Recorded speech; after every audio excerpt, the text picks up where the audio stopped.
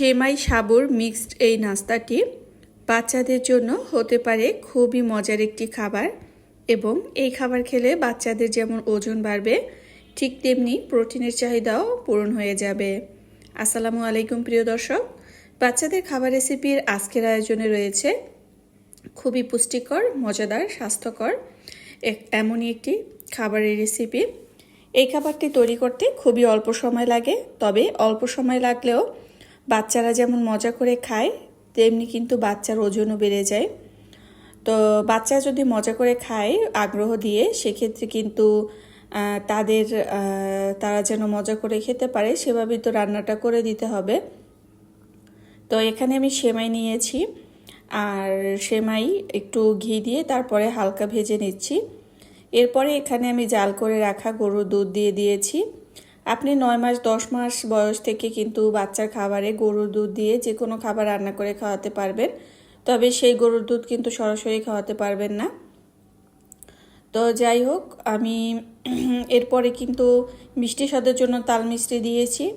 আপনারা চাইলে এখানে কিন্তু কিশমিশ ব্যবহার করতে পারেন বাচ্চা যদি খেতে চায়। তো এখানে আমি সামান্য পরিমাণ লবণও ব্যবহার করেছি। আপনারা কিন্তু বাচ্চার খাবারে আসলে লবণটা ব্যবহার করবেন না 1 বছরের আগে।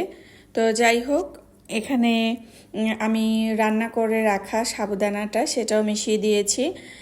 আমার কাছে যেহেতু রান্না করা ছিল, তো একদম প্লেন সাবুদানা, অর্থাৎ এখানে কোনো রকমের দুধ বা এর সাথে কোনো কিছুই যুক্ত করা হয়নি।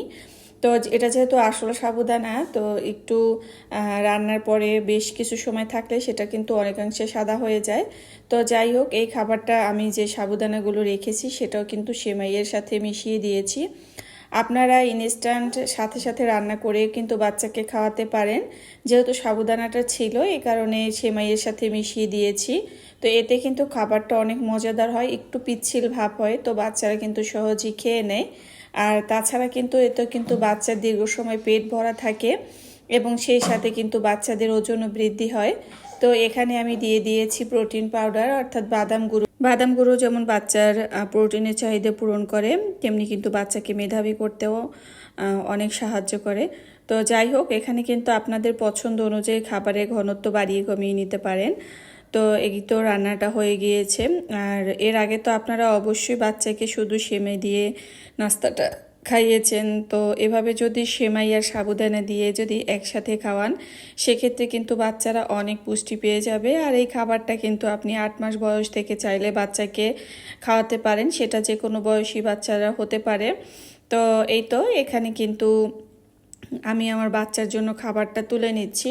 তো বিশেষ করে সব সময় ভিডিও বানাতে একটু বেশি ভালো লাগে বাচ্চাদের জন্য, কারণ বাচ্চাকে যখন রান্না করে দেওয়া হয় তখন তো কিন্তু সে খুবই মজা করে খেয়ে নেয় আলহামদুলিল্লাহ। এমন একটি নাস্তা রেসিপি আপনারা কিন্তু আপনার বাচ্চাদেরকে সকালবেলায় একদম নির্দ্বিধায় দিতে পারেন। এটা খেলে যেমন বাচ্চার এনার্জিও থাকবে এবং দীর্ঘ সময় পেট ভরা রাখবে। তো ওদের যদি পেট ভরা থাকে তাহলে কিন্তু ওরা বেশ সময় খেলায়, আর আমরা মায়েরা কিন্তু অনেক কাজ করতে পারি। আর বা আপনি চাইলে বিকালে দিতে পারেন বা রাতের প্রধান খাবার হিসেবেও কিন্তু রাখতে পারেন এই খাবারটা। তো এটা কিন্তু চমৎকার একটা বাচ্চার জন্য খাবার। আর এই খাবারটা যদি আপনি বাচ্চাকে এইভাবে রান্না করে দেন তাহলে কিন্তু তারা চোখ বন্ধ করে খেয়ে নিবে। এতক্ষণ সাথে থাকার জন্য ধন্যবাদ।